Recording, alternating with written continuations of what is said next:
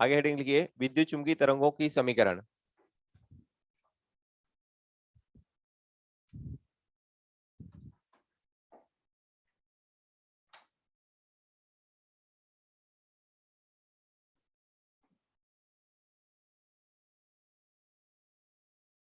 ठीक है, तो इनकी समीकरण देख रहे हैं अपन ईएम वेव्स की। तो अगला हेडिंग है विद्युत चुंबकीय तरंग की समीकरण। ठीक, अब इनकी जो समीकरण होती है देखो, वो जो तरंग की समीकरण होती है बिल्कुल सेम वैसी रहेगी, है ना, जैसे वो तरंग गति वाले चैप्टर में अपन पढ़ेंगे, या आपने पढ़े y बराबर a साइन ओमेगा टी, उसी टाइप की इसकी सेम समीकरण होती है। ठीक है, तो इसमें लिखिए, और यहाँ पर कंपन किसके होते हैं, इलेक्ट्रिक और मैग्नेटिक फील्ड के। तो इलेक्ट्रिक और मैग्नेटिक फील्ड के कंपन की समीकरण हो, मतलब है ना। तो लिखो यहाँ इलेक्ट्रिक फील्ड मतलब ई वेक्टर, समझ जाओगे ना, यहाँ ई वेक्टर और बी वेक्टर, यहाँ ई वेक्टर और बी वेक्टर के दोलन की समीकरण, ई वेक्टर और बी वेक्टर के दोलन की समीकरण प्रगामी तरंग की समीकरण, ये अपन आगे पढ़ेंगे उसमें वे ऑप्टिक्स वेव मोशन में 11th में पढ़ोगे आप। प्रगामी तरंग की समीकरण के समान होगी, किसके समान होगी, प्रगामी तरंग। ठीक है, क्लियर है। और प्रगामी तरंग की समीकरण जो होती है ना, सुनो, उसके समान होगी। और प्रगामी तरंग की समीकरण आप लोग पढ़ोगे, उसमें y बराबर होता है a sign omega T minus के एक्स, है ना। तो y बराबर इसके समान होगी। ठीक, तो देखो इधर, वहां y लेते अपन विस्थापन, अरे वो दोलन के समीकरण में y क्या होता है, वो ऐसे कण ऊपर नीचे दोलन करता है ना, तो y क्या होता है उसका विस्थापन। तो यहाँ विस्थापन की जगह इलेक्ट्रिक और मैग्नेटिक फील्ड आ जाएंगे, तो क्या आ जाएगा E, और ए क्या होता है आयाम, और आयाम का मतलब अधिकतम विस्थापन। तो यहाँ पर अधिकतम विस्थापन की वजह अधिकतम विद्युत क्षेत्र आ जाएगा ई नॉट। ठीक है, और बाकी आगे अंदर सेम रहेगा, क्यों, क्लियर है। ठीक है, तथा सेम ऐसी किसी मैग्नेटिक फील्ड की समीकरण क्या होगी, बी नॉट, और पीछे सेम रहेगा क्योंकि दोनों समान कलाम है ना, क्यों, तो ये कोण दोनों का सेम होगा ना, मतलब ये भी साइन और दोनों का पीछे का एंगल सेम, क्योंकि कल लिखवाया था कि दोनों समान कलाम होते हैं। तो इलेक्ट्रिक और मैग्नेटिक फील्ड की समीकरण, दोलन की समीकरण ये होगी। ठीक है, क्यों, क्लियर, लिख लो। जहां ये ई नॉट और बी नॉट क्या है, अधिकतम मान। ठीक है, किसके अधिकतम मान, विद्युत और चुंबकीय क्षेत्र के अधिकतम मान, और अधिकतम मान को आयाम भी कहते हैं ना, अधिकतम मान को आयाम भी कहते रहे। और ओमेगा जानते हैं आप, ओमेगा क्या होता है, कोणीय आवृत्ति, अरे कोणीय आवृत्ति जानते हैं ना रे, 2 पाई एफ या 2 पाई/टी, पढ़ा ना इलेक्ट्रो इसमें पीछे चैप्टर में। और अंदर चले तो टी फॉर टाइम, टी क्या रहे। अब ये के जो है ना अंदर, सुनो, इस के को यहाँ कहते हैं संचरण नियतांक, प्रोपोगेशन कांस्टेंट।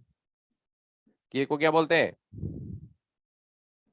संचरण, ये के यहाँ संचरण नियतांक है। ठीक है,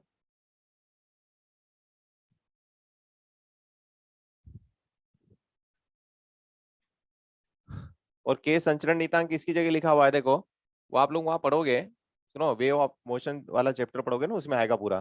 तो यहाँ संचरण नियतांक जो है ना, वो किसकी जगह लिखा हुआ है, ओमेगा/वी। मतलब यहाँ के का मान क्या होता है, ओमेगा/वी, याद रखना है, प्रश्न करने में काम आएगा। या के का एक फार्मूला और है, 2 पाई/λ, है ना, वो ओमेगा की जगह क्या लिखा है, 2 पाई/टी। इधर देखो, ओमेगा की जगह लिखा है 2 पाई/टी, तो नीचे हो गया टी/वी, समय इंटू चाल, और समय इंटू चाल क्या होता है, दूरी, दूरी बराबर होता है ना समय इंटू चाल, और दूरी के बजाय तरंग की दूरी लेते हैं, और तरंग की दूरी को तरंग दैर्घ्य बोलते हैं ना। तो वो ओमेगा की जगह 2 पाई/टी लिखा, टी/वी हो गया दूरी, दूरी को यहाँ बोला तरंग की लंबाई, तरंग दैर्घ्य। तरंग दैर्घ्य तरंग की लंबाई होती है ना एक्चुअली में, ठीक है। सो संचरण नियतांक के दो फार्मूले प्रश्न करने में काम आएंगे, ठीक। तो संचरण नियतांक ये है, और यहाँ v क्या है, तरंग की चाल, क्यों, और लेमडा तरंग दैर्घ्य, वो तो सिंबल से क्लियर है, ठीक। तो ये इलेक्ट्रिक और मैग्नेटिक फील्ड के दोलन की समीकरण ही होगी।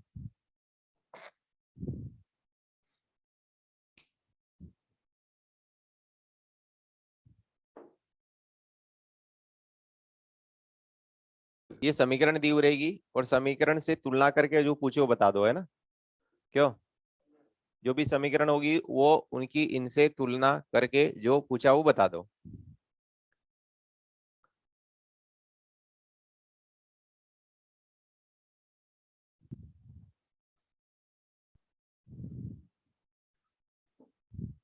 वगैरह आप सुनो, ये समीकरण जो है ना, इसके अंदर जो लिखा है, ये x, ये कण की मूल बिंदु से दूरी है, ये x क्या है, दूरी है। अब ध्यान देना, x क्या है, अब इसमें ये खास चीज है कि यदि x आ रहा है यहाँ पर समीकरण में, तो इसका मतलब ये कि तरंग एक अक्ष की दिशा में गति कर रही है। मतलब यहाँ पर अपन देख के बता सकते हैं कि तरंग किस डायरेक्शन में गति कर रही है, और यहाँ आगे माइनस लगा मतलब तरंग धनात्मक एक अक्ष की दिशा में जा रही है, उल्टा है रे, ध्यान रखना। माइनस आ रहा मतलब किधर है, और यहाँ प्लस आता तो ऋणात्मक एक अक्ष की तरफ गति कर रही है, उल्टा है। और यहाँ एक्स की बजाय वाई हो तो वाई एक्स की दिशा में गति कर रही है, और जेड हो तो इससे अपन ये बता सकते हैं कि तरंग किधर चल रही है। समझ गए बात, इंपॉर्टेंट चीज है, ठीक है। और माइनस मतलब पॉजिटिव एक्सिस की तरफ चल रही है, और प्लस मतलब नेगेटिव एक्स की तरफ चल रही है, ठीक है।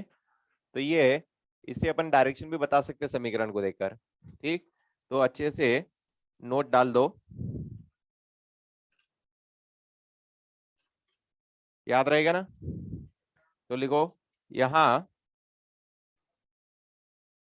समीकरण में अंदर यदि x है तो तरंग x अक्ष की ओर, मतलब तरंग के वेग की दिशा किधर है, x अक्ष की ओर है ना, तो तरंग x अक्ष की ओर गति करेगी, और यदि y या z है तो y अक्ष या z अक्ष की ओर, y अक्ष या z अक्ष की ओर गति करेगी। क्यों, क्लियर है, y या z है तो y अक्ष या z अक्ष की ओर गति करेगी, क्लियर है। याद रहेगा, ठीक है। ये जो नोट लिखा है इसको पहला पॉइंट कर दो, और दूसरा पॉइंट, समीकरण के अंदर नेगेटिव साइन है, नेगेटिव साइन है तो तरंग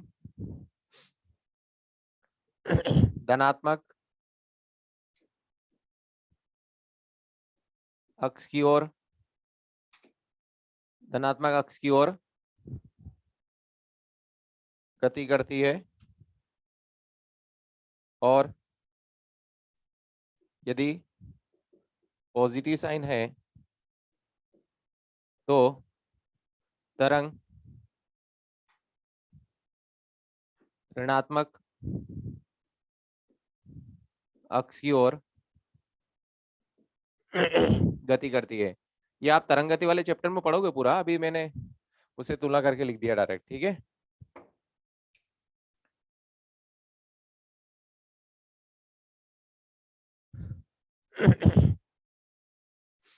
ठीक, तो ऑनलाइन वाले क्लियर है।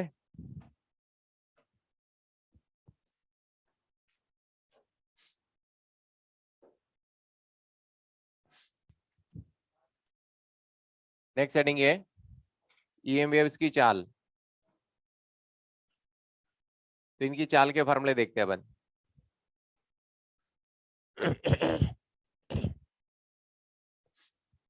तो विद्युत चुम्बकीय तरंगों की चाल,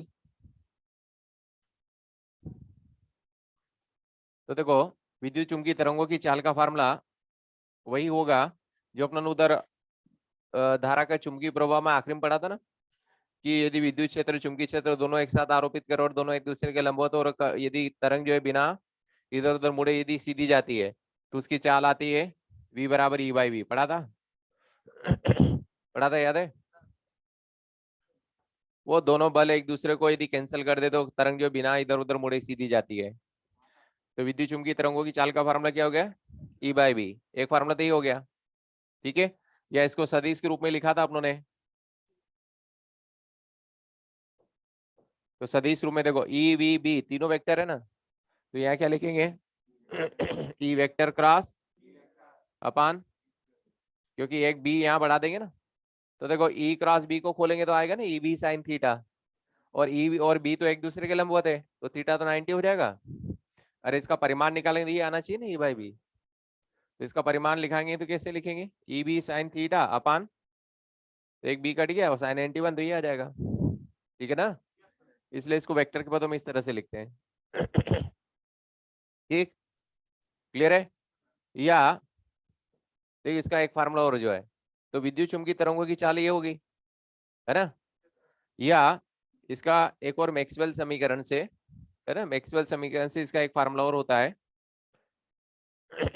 1 अपान अंडर रूट, एक मिनट पहले इतना लिखो, इसका एक और फार्मूला जो है, ये निर्वात में इनकी चाल, देखो निर्वात में इनकी चाल जो है वो आती है 1 upon under root mu not into epsilon not. और देखो सुनो, ये म्यू नॉट एप्सिलॉन नॉट आप जानते हैं, अरे म्यू नॉट होता है 4 पाई इंटू 10⁻⁷, वो निर्वात की चुंबकशीलता, और एप्सिलॉन नॉट निर्वात की विद्युतशीलता। अरे क्लियर है ना? तो म्यू नॉट और एप्सिलॉन नॉट की वैल्यू यहाँ रखें, कहाँ रखें, और हल करें, तो ये लगभग आता है 3 इंटू 10⁸, यानी प्रकाश की चाल के बराबर। और प्रकाश की चाल को अपन सी से दिखाते हैं ना, तो निर्वात में इनकी चाल किसके बराबर हो गई? ओके, तो कभी पूछे तो ये फार्मूला, ठीक है, तो ये 3 इंटू 10⁸ मीटर पर सेकंड यहीं से आया, तो फार्मूला पूछे तो 1 upon under root mu not into epsilon not. Clear? और माध्यम दिया हो, सुनो सुनो, तो माध्यम, क्यों माध्यम दिया हो तो अपन ये म्यू नॉट और एप्सिलॉन नॉट के इंटू में वो माध्यम की चुंबकशीलता और विद्युतशीलता लेते ना, और माध्यम नहीं दिया हो तो वो 1 1 मान रखा है, तो यहाँ इंटू में क्या आ जाएगा? म्यू आर, और इसके भी इंटू में क्या आ जाएगा? Epsilon R. यार जानते हैं ना, म्यू नॉट और एप्सिलॉन आर आ जाएंगे, ठीक है? और वो वायु के लिए तो अपन इनको कुछ भी बोले तो इनको 1 मान के चलते हैं ना, ठीक? चुंबकशीलता और माध्यम की विद्युतशीलता, ठीक है? और देखो ये 1 upon under root mu not into epsilon not को तो प्रकाश की चाल सी लिख दें, तो क्या बचेगा नीचे? Mu R into epsilon R. अरे एप्सिलॉन बोलते रहे, ई कौन बोला, ठीक है? क्या बोलते हैं? ऑप्टिक्स में यहाँ पर देखो विद्युत चुम्बकीय तरंगों की चाल प्रकाश की चाल के बराबर है ये। और ऑप्टिक्स में अपन पढ़ेंगे कि माध्यम में ये जो प्रकाश की चाल लिखा आप लोगों ने, है ना, ये क्या होती है? सी अपान ये mu R into epsilon R. क्यों? तो ये under root C upon mu R into epsilon R जो है ऑप्टिक्स में, इसको वहां माध्यम का अपवर्तनांक बोलते हैं। क्या बोलते हैं? अरे ये म्यू जो है ना, ये किसकी जगह लिखा मैंने? Mu R into epsilon R. और इस म्यू को क्या बोलते हैं? माध्यम का, माध्यम का ये जो है ना म्यू, ये क्या कहलाता है? माध्यम का अपवर्तनांक। पढ़ा होगा ना ऑप्टिक्स में आपने, अरे नाम सुना होगा आपने। अरे ऐसा क्या बोलता नहीं यार, 8वीं 10वीं 12वीं 3 साल तक पढ़ा है तुमको, 8वीं में भी आता है 10वीं में भी आता है, ठीक है? तो म्यू को क्या बोलते हैं? ठीक है, अरे जैसे पानी के अंदर, कांच के अंदर ले जाते हैं तो प्रकाश की चाल घटती है ना, याद आया? अरे जैसे पानी का होता है 4/3, कांच का आता है 3/2, याद करो। ठीक है, तो सुनो सुनो रे, तो यहाँ पर जैसे ऑप्टिक्स में अपन माध्यम में प्रकाश की चाल कैसे निकालते, C/μ, तो वहां म्यू होता है माध्यम का अपवर्तनांक। तो ये माध्यम का अपवर्तनांक यहाँ किसके समान है, √μr इंटू एप्सिलॉन आर।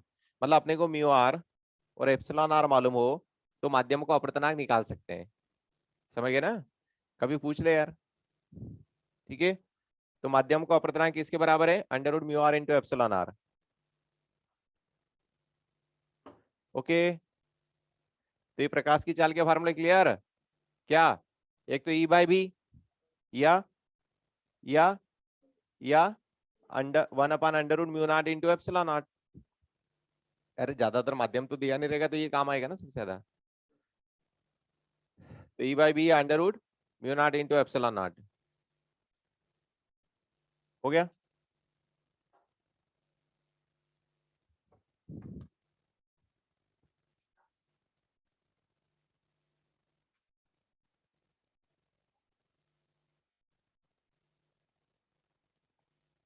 हो गए। तो अभी तक अपनों ने विद्युत चुम्बकीय तरंगों में 3 चीजें देखी, क्या क्या, उनकी गुण, उनकी समीकरण और उनकी चाल के फार्मूले। ठीक है, अगला हेडिंग लिखिए, नेक्स्ट हेडिंग लिखिए, विद्युत चुम्बकीय तरंगों का ऊर्जा घनत्व।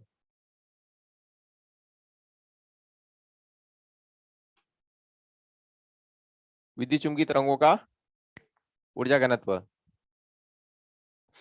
तो देखो, विद्युत चुम्बकीय तरंगे विद्युत और चुम्बकीय क्षेत्र के कंपन से बनती है। तो यहाँ पर इनका जो कुल ऊर्जा घनत्व है वो विद्युत ऊर्जा घनत्व और चुम्बकीय ऊर्जा घनत्व का योग होगा। और विद्युत ऊर्जा घनत्व और चुम्बकीय ऊर्जा घनत्व के सूत्र अपन पढ़ चुके हैं, लिखो। ठीक है, ये तरंगे ये तरंगे विद्युत व चुम्बकीय क्षेत्र के कंपन से बनती है। ये तरंगे विद्युत व चुम्बकीय क्षेत्र के कंपन से बनती है। विद्युत व चुम्बकीय क्षेत्र के कंपन से बनती है, जहां जहां दोनों क्षेत्र का ऊर्जा घनत्व समान होता है। ये आता है रे, ये भी मैंने प्रॉपर्टी में भी लिखवाया था क्यों, जहां दोनों क्षेत्र का ऊर्जा घनत्व समान होता है। ये भी प्रूव करेंगे बन, ये भी बीच में 2-3 साल पहले पूछा भी था ना। तो विद्युत ऊर्जा घनत्व और चुंबकीय ऊर्जा घनत्व समान होगा जहां दोनों ऊर्जा घनत्व जहां दोनों ऊर्जा का घनत्व समान होता है। ठीक है, तथा तथा कुल ऊर्जा घनत्व तथा कुल ऊर्जा घनत्व, नीचे लिखो, कुल ऊर्जा घनत्व बराबर, कुल ऊर्जा घनत्व बराबर विद्युत ऊर्जा घनत्व प्लस प्लस चुंबकीय ऊर्जा घनत्व। क्यों, विद्युत ऊर्जा घनत्व प्लस, बताओ, याद करो, विद्युत ऊर्जा घनत्व का सूत्र क्या है, संधारित्र वाले चैप्टर में पढ़ा था, कोई बताएगा, बताओ। अभी टेस्ट में पढ़ा भी होगा आप लोगों ने, इंटू ई स्क्वायर। अरे 1/2 एप्सिलॉन इंटू ई स्क्वायर, अभी टेस्ट में पढ़ा होगा ना यार। और चुंबकीय ऊर्जा घनत्व अभी पढ़ा था विद्युत चुंबकीय प्रेरण में, क्या होता है बताओ, 1/2 B²/μ0, है ना। अरे वो एकांक आयतन की ऊर्जा को ऊर्जा घनत्व बोलते हैं, याद आ रहा है। ठीक है, और अपनों ने अभी ऊपर लिखा कि दोनों ऊर्जा घनत्व बराबर होते हैं, क्या लिखा कैसे, देखो मैं प्रूव कर रहा हूं, देखो इधर, यहाँ पर प्रकाश की चाल या विद्युत चुम्बकीय तरंगों की चाल वो क्या होती है, E/b या 1/√μ0 इंटू एप्सिलॉन नॉट। क्यों, तो मैं दोनों तरफ स्क्वायर कर दूं, दोनों तरफ स्क्वायर कर दूं तो क्या हो जाएगा, E² बराबर B²/b²। ठीक है, क्यों, क्लियर है। अब मैं यहाँ से b का मान रख रहा हूँ, क्यों? तो यहाँ से बी स्क्वायर की वैल्यू कितनी आ गई? Mu not into epsilon not into E square, यहाँ रख रहा हूँ, ठीक है, रख दूं। तो ये क्या है? Mu not into epsilon not into E square upon, तो म्यू नॉट से म्यू नॉट कट गया। तो क्या सिद्ध हो गया कि विद्युत ऊर्जा घनत्व और चुंबकीय ऊर्जा घनत्व बराबर हो गए ना? अरे चुंबकीय ऊर्जा घनत्व भी कितना आ गया? 1/2 epsilon not into E square आ गया ना, बराबर सिद्ध हुआ ना? तो दोनों ऊर्जा घनत्व क्या होते हैं? बराबर। पीछे क्लियर? ठीक है, तो ये और ये बराबर दिख रहा है, और आधा आधा जोड़ेंगे तो क्या हो जाएगा? पूरा। ठीक है, तो कुल ऊर्जा घनत्व प्रत्येक ऊर्जा घनत्व का 2 गुना है। क्यों? ये दोनों बराबर है, ये और जो कुल ऊर्जा घनत्व आ रहा है वो 2 गुना है ना। ठीक है, लिखो। तो कुल ऊर्जा घनत्व प्रत्येक ऊर्जा घनत्व का 2 गुना है, और दोनों ऊर्जा घनत्व बराबर है। ठीक है,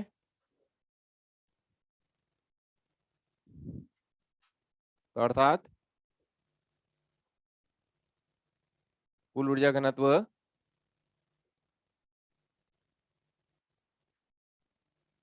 प्रत्येक ऊर्जा घनत्व का 2 गुना है,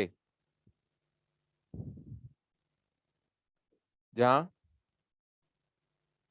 दोनों ऊर्जा घनत्व समान है। ये प्रूव करा अभी, फिर लिख दिया मैंने। क्यों?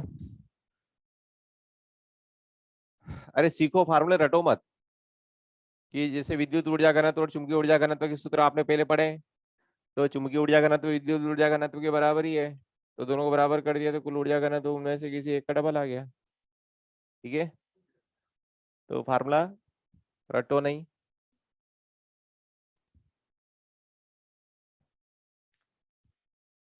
विद्युत चुंबकीय तरंगों की तीव्रता,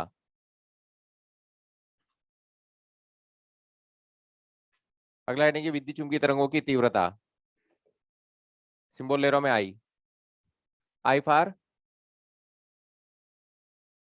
इंटेंसिटी, तीव्रता। अरे तीव्रता यानी इंटेंसिटी। ठीक है, विद्युत चुंबकीय तरंगों की तीव्रता। ठीक,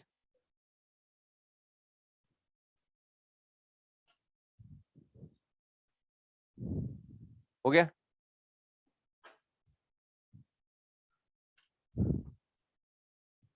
लिखो, लिखिए विद्युत चुंबकीय तरंगों की तीव्रता, लिखिए विद्युत चुंबकीय तरंगों की तीव्रता, विद्युत चुंबकीय तरंगों की तीव्रता, ये लिखो पॉइंटिंग वेक्टर से, साइंटिस्ट का नाम है, लिखा है पॉइंटिंग, आप सुना होगा ना, रिकी पॉन्टिंग, याद आ रहा है? क्रिकेटर है ना, वो ऑस्ट्रेलिया से खेलता था पहले, फेमस था। वो नहीं है रहे। तो पॉइंटिंग वेक्टर से है ना, ठीक है। तो विद्युत चुम्बकीय की तरंगों की तीव्रता लिखा पॉइंटिंग वेक्टर से, है ना, तो वो होती है, सुनो, उसको यहाँ पर पॉइंटिंग वेक्टर से मतलब ऐसे दिखाते हैं, है ना, तो बात एक ही है वो। तो विद्युत चुम्बकीय तरंगों की तीव्रता होती है E into B upon mu naught, E into B upon mu naught. ठीक है, E B upon mu naught, या देखो, जनरली यहाँ पर इनको अपन ई और बी को क्या मानते हैं? आरएमएस मान मानते हैं, है ना। ठीक है, तो या जैसे जनरली यहाँ, यहाँ है ना, कुछ नहीं बोले तो देखो ये एक्चुअली ये ई और बी जो है ना, वो आरएमएस मान के बजाय ऐसा समझ लो कि तात्कालिक मान है, सपोज ये क्या मान लेते हैं अपन, तो अपन जैसे औसत तीव्रता निकाले एक पूर्ण चक्र के लिए, और यहाँ पर जनरली कुछ नहीं बोले तो अपन पूर्ण चक्र के लिए औसत कौन सा लेंगे? वो आरएमएस। अरे एक पूर्ण चक्र के लिए आरएमएस ही अपन मेन मानते हैं ना, अरे कौन सा वाला औसत मानते हैं अपन? RMS, ठीक है। तो या औसत तीव्रता, जनरली अपन कौन सी तीव्रता देखेंगे, है ना। तो औसत तीव्रता निकाले, एवरेज इंटेंसिटी। तो जब औसत तीव्रता निकाले तो एक पूर्ण चक्र के लिए इलेक्ट्रिक और मैग्नेटिक फील्ड का औसत मान आरएमएस मान के बराबर होता है। तो यहाँ पर फिर ये ई और बी कौन से मान ले लेंगे, ठीक है।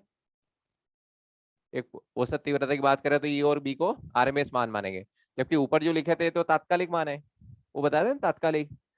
और तात्कालिक मान क्या है, वो E not sine omega T या B not sine omega T, वो जो समीकरण पर आधारित है, समझ गए ना, ठीक है। और यहाँ पर ये आरएमएस मान जो है वो क्या होता है, 1/√2, अधिकतम मान का 1/√2 गुना।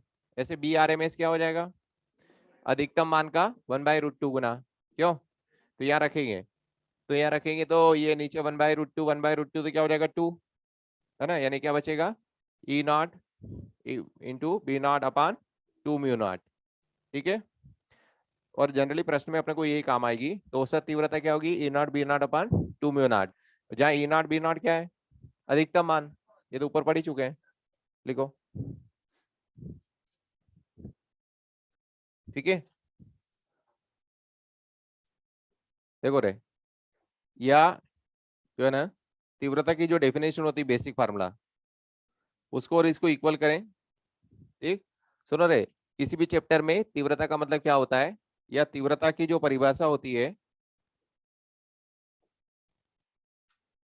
तीव्रता क्या होती है, देखो सुनो। तो तीव्रता होती है ऊर्जा, एनर्जी पर सेकंड पर यूनिट एरिया, मतलब एकांक सेकंड में एकांक क्षेत्रफल से निकलने वाली ऊर्जा या आपतित ऊर्जा को ही प्रकाश की तीव्रता कहते हैं। तो तीव्रता क्या होती है, एकांक क्षेत्रफल पर एक सेकंड में जितना प्रकाश आपतित हुआ, जैसे मान लीजिए बोर्ड की अपन एकांक क्षेत्रफल ले ले, एकांक क्षेत्र मतलब एरिया 1, तो एकांक क्षेत्रफल पर एक सेकंड में जितनी ऊर्जा टकराएगी या ऊर्जा निकलेगी उसी को क्या कहते हैं, तीव्रता। तो इंटेंसिटी क्या होती है, एनर्जी पर सेकंड पर यूनिट एरिया, यानी ये क्या होती है, ऊर्जा, ऊर्जा प्रति सेकंड, ऊर्जा प्रति सेकंड प्रति एकांक क्षेत्रफल, एनर्जी पर सेकंड पर यूनिट एरिया, ठीक है। तो एनर्जी की डेफिनेशन एक और होती है, एनर्जी पर सेकंड पर यूनिट एरिया, समझ गए ना, क्यों। और एनर्जी अपान सेकंड को, क्यों, ऊर्जा अपान टाइम को अपन क्या बोलते हैं, पावर, पढ़ा ना अपने वर्क एनर्जी पावर, क्यों, कार्य बटे समय या ऊर्जा बटे समय, कार्य और ऊर्जा तो बराबर ही है ना।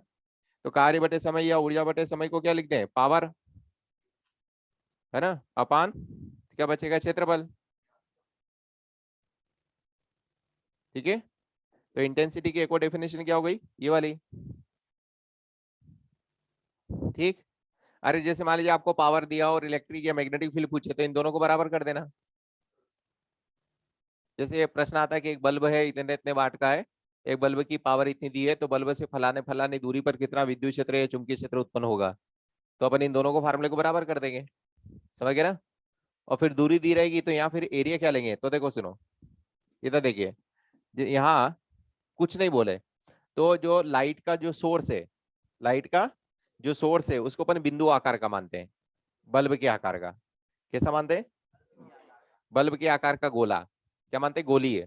और जैसे यहाँ कोई बल्ब जलाए, गोला जलाए, तो जो लाइट फैलेगी उसके चारों तरफ ऐसे गोली भाग में फैलेगी, क्यों, जैसे लाइट का सोर्स बिंदु आकार का है, बिंदु आकार का मतलब गोल है, जैसे बल्ब है, तो बल्ब जलाए तो उजाला किधर जाता है, चारों तरफ फैलता है ना, यानी कौन से भाग में फैलता है, गोली है। तो फिर ये जो क्षेत्रफल लेंगे, ये गोले का पृष्ठीय क्षेत्रफल लेंगे, 4πr², समझ गए ना। जैसे लाइट का सोर्स ऐसे ट्यूबलाइट जैसा है, कैसा है, और तो ट्यूबलाइट कैसी है, बेलनाकार, तो फिर ये क्षेत्रफल जो लेते हैं वो बेलन का पृष्ठीय क्षेत्रफल लेते हैं 2πr×l, समझ गई बात। लेकिन कुछ नहीं बोले, कुछ नहीं बोले, तो लाइट का सोर्स हमेशा कैसा मानते हैं, बिंदु आकार का, ठीक है। तो यहाँ यदि प्रकाश का या विद्युत चुम्बकीय तरंगों का जो है ना, प्रकाश का स्रोत कैसा हो, बिंदु आकार का,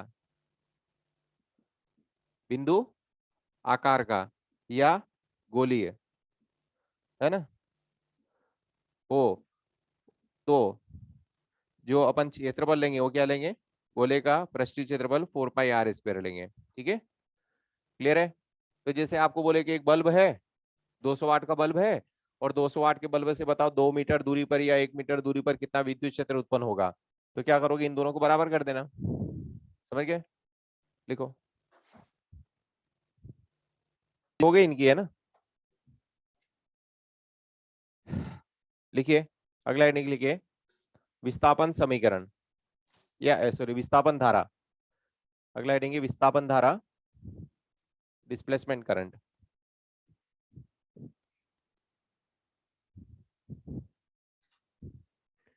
विस्थापन धारा,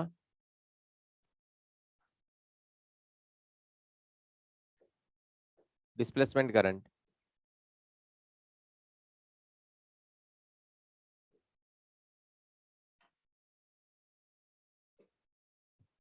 सिंबल इसका अपन लेंगे I D, D for displacement. ठीक है, विस्थापन। तो देखो विस्थापन धारा क्या है, सुनो सुनो रे। अभी तक अपन जो धारा की बात करते हैं वो कंडक्शन करंट कहलाती, चालन धारा कहलाती, क्योंकि उसमें धारा चलती है वायर के अंदर। क्यों, अरे ये जो वायर वगैरह में अपन करंट देखते हैं ना, और वायर क्या होते हैं, चालक।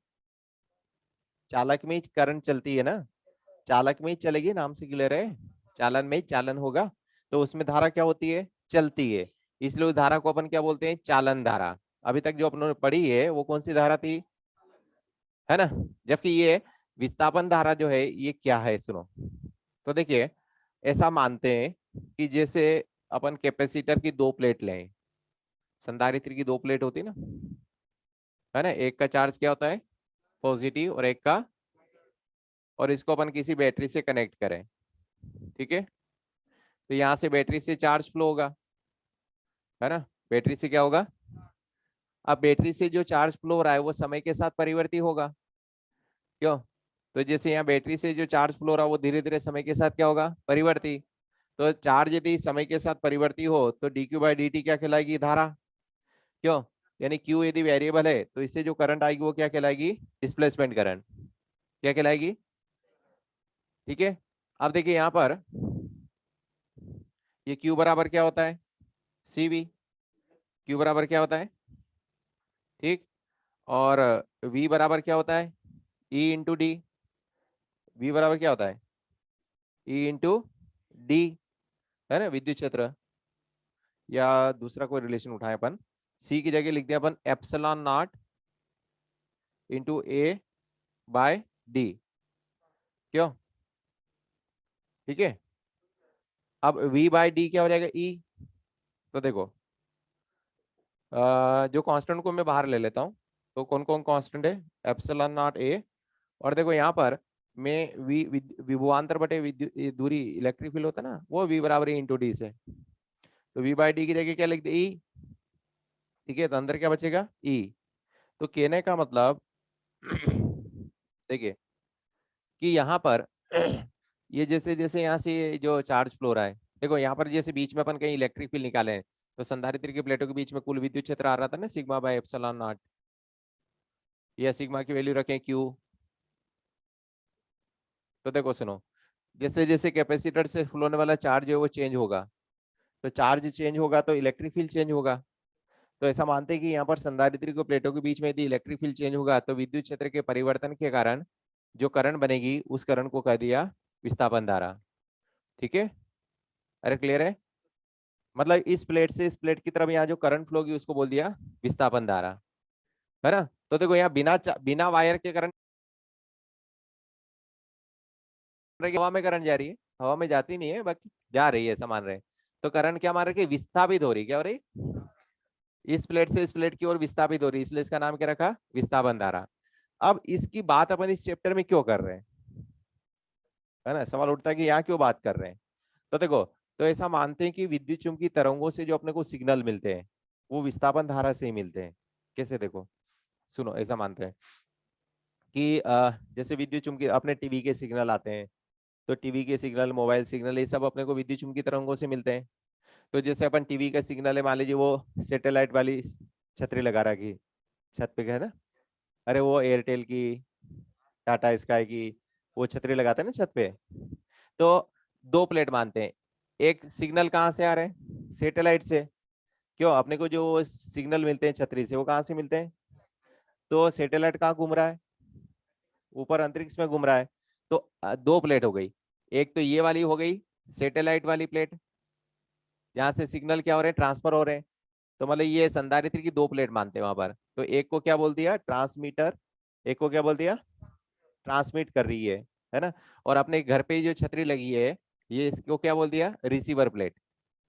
तो अपन ऐसा मानते हैं कि दो प्लेट हो गई संधारित्र की। एक कहाँ लगी है? आसमान में। और दूसरी प्लेट कहाँ लगी है? अपने घर पे छतरी। तो वहां से जो सिग्नल आ रहे हैं वो यहाँ आ रहे हैं। और वो कैसे आ रहे हैं? हवा में, मतलब ऐसे विस्थापित होकर, है ना। तो ऐसा मानते हैं कि अपने को जो सिग्नल मिल रहा है वो विस्थापन धारा से मिल रहा है। समझ के बात? तो ये संधारित्र की दो प्लेट, एक छतरी हो गई और एक सैटेलाइट हो गया। तो इसको सैटेलाइट की प्लेट को तो क्या बोलेंगे? ट्रांसमीटर। और इसको क्या बोलते हैं? रिसीवर। ये रिसीव कर रहे सिग्नल को। ठीक है, ओके।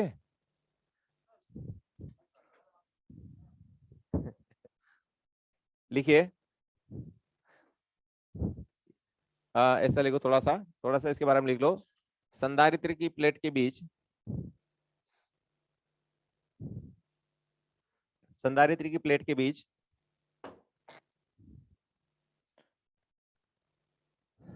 परिवर्ती विद्युत क्षेत्र